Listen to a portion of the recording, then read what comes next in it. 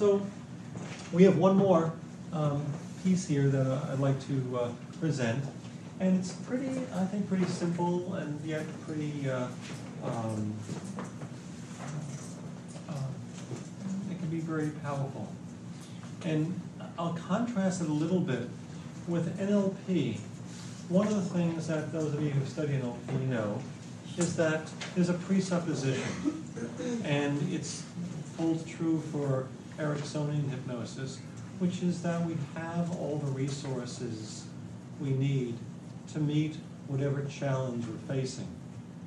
And that as we go through life, life is going to present challenges. It never stops.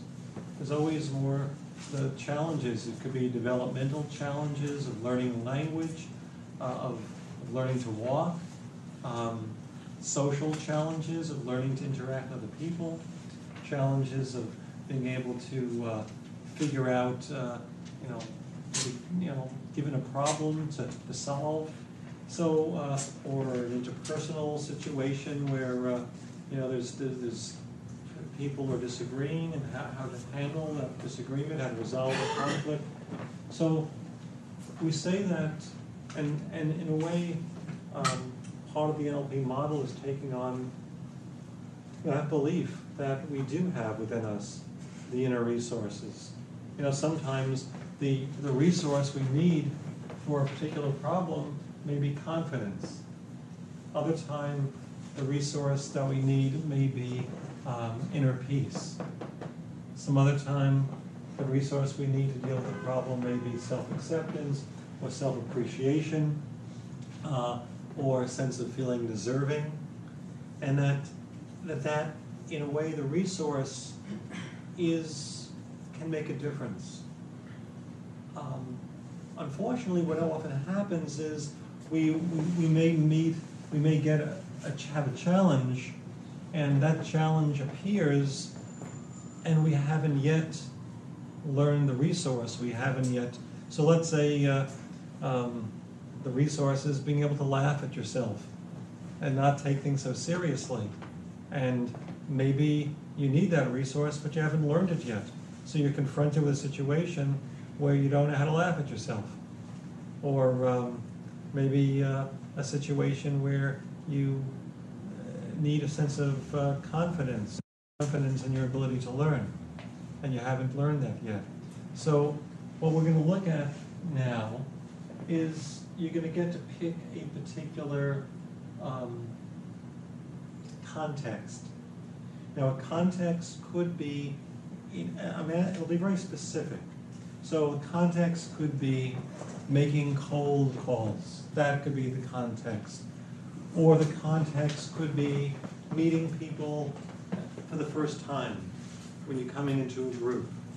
The context could be when someone, like Dave was just saying to me before, that certain things like mathematics are very exact. There's a right and wrong way of doing things, and you can figure out what the right way is, the wrong way. But for some people, where it's not so clear cut, what happens if someone comes up to you and says, you're wrong? Now, for many of you, that's okay. People can say you're wrong, and you have the resource to deal with it. Some of us get a little or a lot upset at being told you're wrong. And there's a question of what resource would allow you to say, I understand that we have different ways of thinking about this, but maintaining being centered, maintaining a sense of curiosity and wonder, even when someone may be saying to you you're wrong. Or if someone says, I don't believe what you told, I don't believe you.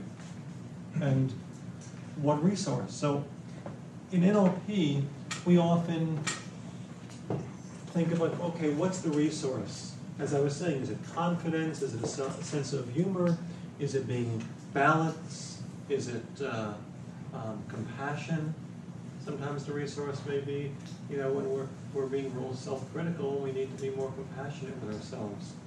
I think most people can use a a dose of self-compassion.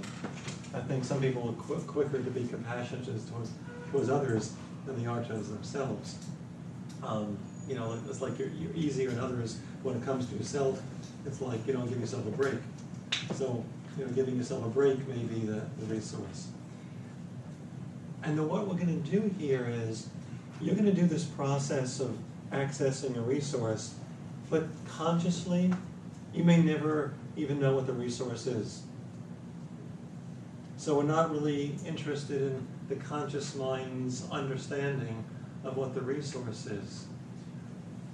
What we are interested in doing is matching up the appropriate resource for that context.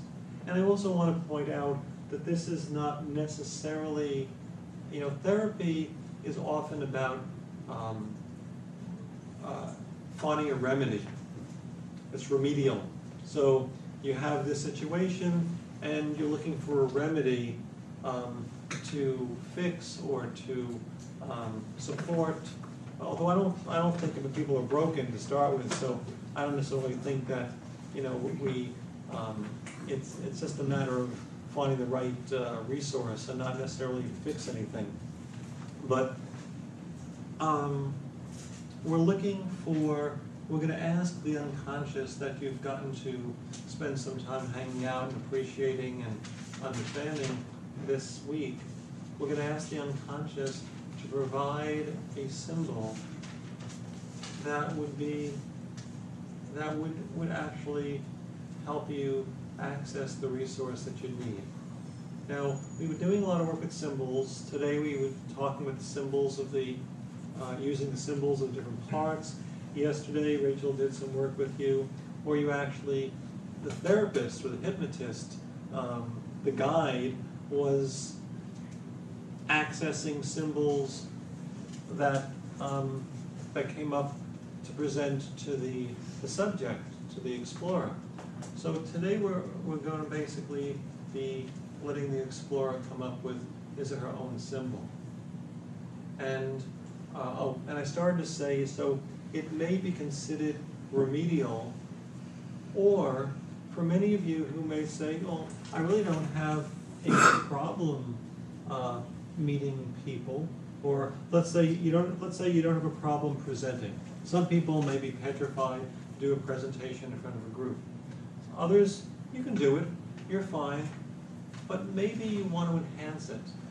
Maybe you'd like to be more dynamic, or maybe you want to be less self-conscious, or maybe you want to be more curious, or maybe you want to be more friendly when you're teaching a group, or maybe you want to be more, and you don't even have to know what more it is, but I think that we're evolving, and that, I mean, sometimes in our postmaster practitioner class, we've actually had people think of what's the next step?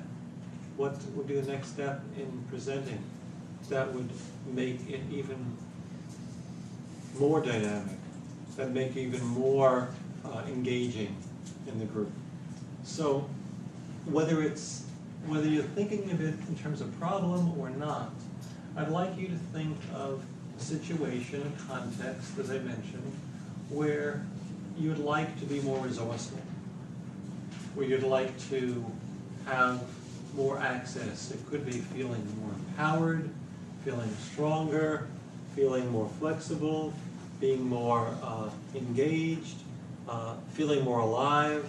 So, or just something that you want to have available to you. And what I'll do is I'm going to work with an individual, and we'll explore it. You don't need to say too much about the content, so it's relatively content-free. So I'm going to ask you to tell me what the context is. So the context, could be, in groups, meaning coming to a group for the first time, or as I said, making phone calls. Something that you that you'd like to enhance or change, and you don't even have to know what you need. All you have to know is that you'd like to have be more